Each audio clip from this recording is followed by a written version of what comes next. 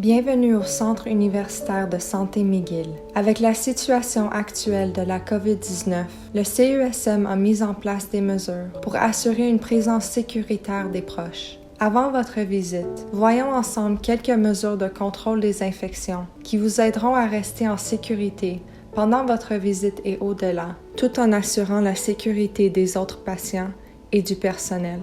Veuillez noter que les heures de présence de famille sont de 9h à 19h.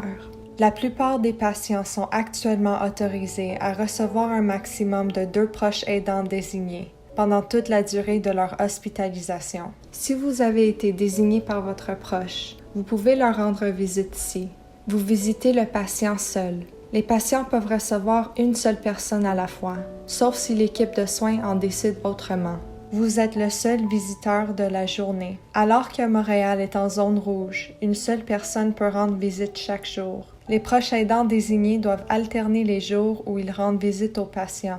Vous ne présentez pas de symptômes d'une infection respiratoire. Vous n'avez pas été exposé à une personne présentant des symptômes ou à une personne souffrant d'une infection respiratoire. Vous n'avez pas voyagé hors du Canada au cours des 14 derniers jours. Aujourd'hui, nous vous rappelons qu'il est important de 1. Lavez vos mains souvent. Le lavage des mains est très important pour prévenir la propagation de la COVID-19. Merci de vous laver les mains chaque fois que vous entrez et sortez de l'hôpital et chaque fois que vous entrez ou sortez de la chambre de votre proche. À moins qu'un membre de l'équipe de soins précise autrement, il ne faut pas porter de gants. 2. Gardez vos distances. Nous vous demandons de rester à au moins 2 mètres des autres à tout moment. Pour vous donner une idée de ce que représente 2 mètres, pensez à la hauteur d'une porte. 3.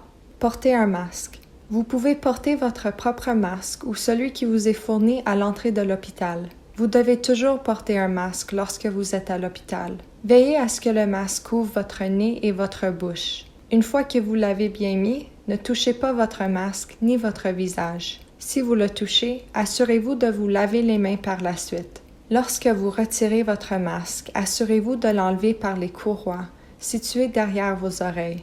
4. Limitez vos déplacements dans l'hôpital. Nous vous demandons de rester dans la chambre de votre proche autant que possible. Si vous avez besoin d'aide, par exemple pour obtenir des couvertures supplémentaires, de la glace ou de l'eau, veuillez nous le signaler en utilisant la cloche d'appel qui se trouve dans la chambre. Vous pouvez quitter la chambre pour des raisons essentielles telles que pour acheter de la nourriture. Pour limiter la circulation dans l'hôpital et parce que les chambres familiales sont actuellement fermées, nous vous encourageons à apporter votre propre nourriture. Notez que les micro-ondes et les réfrigérateurs sur les unités ne pourront pas être utilisés. Afin de limiter la circulation, nous préférons que vous visitez une seule fois par jour si possible. 5. Minimisez la quantité d'objets que vous apportez. Porter des vêtements propres et éviter de porter des bijoux sont quelques moyens de réduire la propagation des micro-organismes. Nous vous encourageons également à désinfecter votre cellulaire chaque fois que vous entrez et sortez de l'hôpital. 6. Restez en sécurité entre les visites. Ce que vous faites en dehors de nos murs compte autant que ce que vous faites quand vous êtes ici.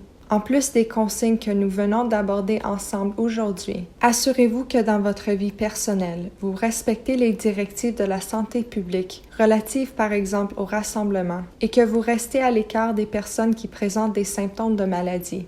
Certaines unités peuvent avoir des directives spécifiques, telles que des horaires plus restreints, ou peuvent exiger des restrictions supplémentaires temporaires.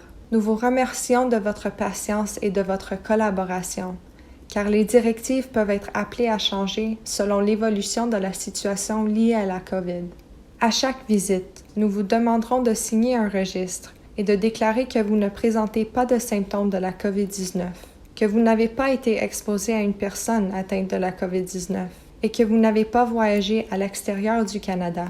Le respect de ces mesures de prévention des infections nous permet d'accueillir les proches au chevet des patients tout en assurant la sécurité des autres. Nous vous remercions à l'avance de votre coopération et vous remercions d'être présent auprès de votre proche aujourd'hui. Nous vous souhaitons une agréable visite. Si vous avez des questions, n'hésitez pas à les poser à l'équipe de soins. Maintenant, voyons ensemble quelques étapes pour bien se laver les mains. Appliquez suffisamment de solution de friction des mains hydroalcoolique dans la paume de la main.